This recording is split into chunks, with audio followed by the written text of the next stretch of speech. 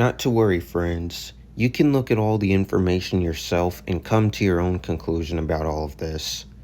Without further delay, let's get into it. The Ropen. Does it exist? Probably not. I could be wrong, but I'm putting 90% on no. Trey the Explainer made an entire video on this creature, and all I can say is, he did a good job. Now, I didn't make this video just for the sake of debunking a dinosaur cryptid, but I'm here to open the door for other perspectives about dinosaurs. The main thing I don't agree with about Trey's paleontology knowledge is his circular reasoning. In other words, all pterosaurs look the same. Take a Brontosaurus rendition from the 1960s and compare it to a Brontosaurus rendition today. Is it because the creature actually looked like a Diplodocus? Or is this new rendition based on circular logic from a separate creature? It's not just Brontosaurus, but every other family of dinosaurs. Featherless dromaeosaurs, scaly pterosaurs, water-dwelling sauropods. It's all scientifically plausible, and circular reasoning gets in the way of this, as well as some pretty questionable theories. If you haven't noticed, modern scientists have a bad habit of discarding old ideas and theories when they come across something new.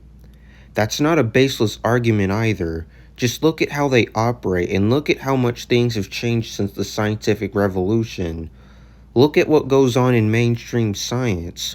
When they find something new, that thing is hailed as absolutely true, while the former sits in the dark on display without a second glance, only until something else comes along and then they discard that new information as well. And they do the exact same thing with dinosaurs. How many of you asked yourselves why they hold firmly to their belief that all non-avian dinosaurs died out 66 million years ago, despite other evidence? And how many of you asked the scientists themselves? I'll tell you why. Because that involves rewriting their own ideas and theories, not to mention how we look at geology as a whole. And these scientists think that a worldview like young Earth is incompatible with everything they know about biology and the universe. And I don't blame them for feeling that way. This also involves moving to a perspective with a firmer foundation, and this of course results to a supernatural explanation. But this is going to be controversial and will no doubt go against their rules, so they won't do it. And any scientist who believes otherwise, the evidence that goes against their worldview is, quote, not a scientist. Sound familiar? There's more to their claim than there's not enough evidence. When it comes to something like magic, ghosts, supernatural, God, you're right. It's not natural science. But fact is, it is science. It still shows us how it works. When you see truth as a spiritual thing and not just naturalistic facts, it affects how you look at the natural world. When you look at something like young Earth creationism, they have a spiritual foundation. That's why they interpret the natural world the way they do.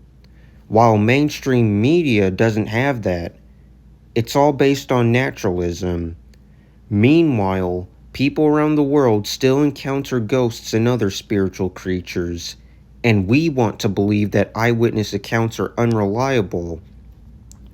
Mixing science with religion or ancient history will cause controversy, because humans have a tendency to disagree and argue with others.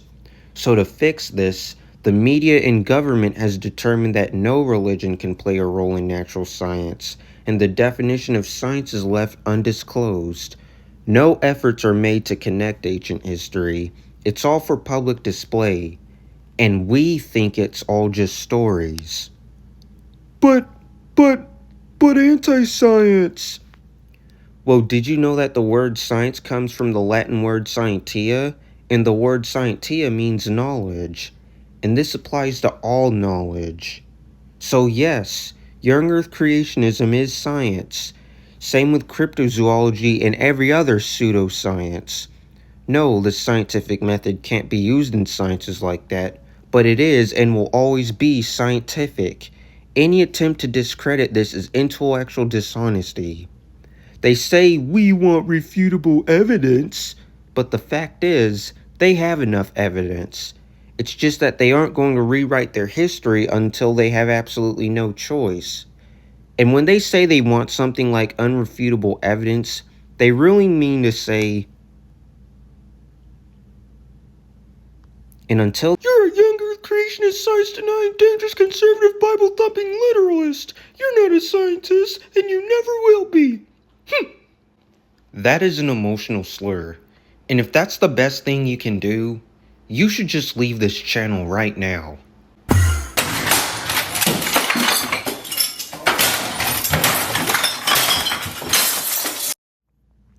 Anyways, unless something like what is described in the book of Revelation were to happen, they will continue to look for ways to explain it according to their own perspective. Now don't get me wrong, creationists have lied. They can be quite stubborn towards modern findings, and I would agree that most of them are far more interested in disproving evolution than they are explaining their beliefs. But you can't just write off an entire group of people just by a couple of bad apples without deep investigation, and you certainly can't cherry pick all the hoaxes and use that to discredit legitimate unexplainable accounts.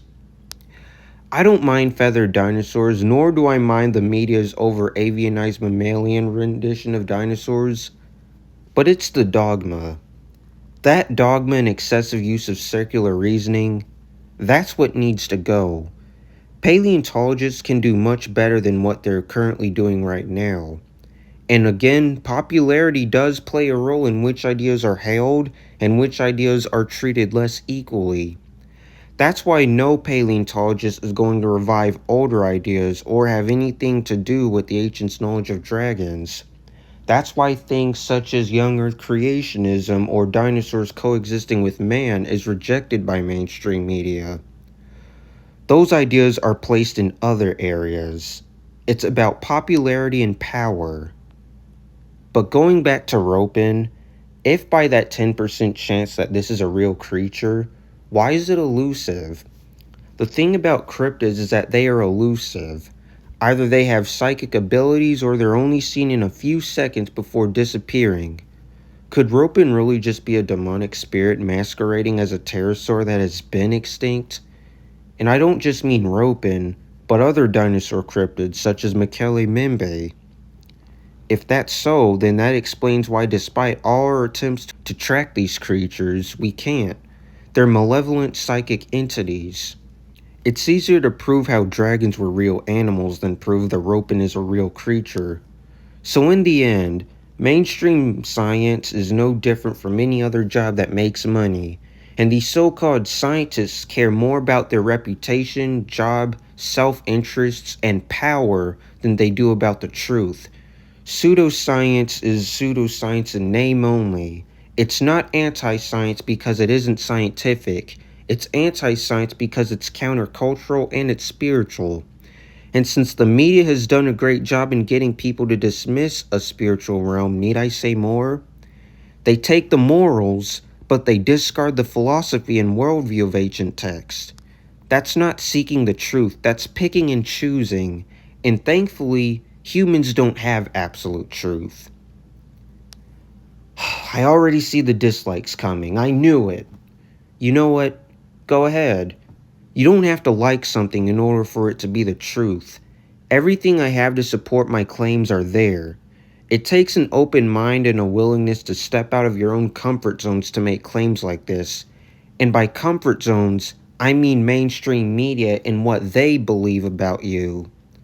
The worldview they hail is all for the public to feed on, but it's not the truth. That's all, folks. Take care, and be nice to each other.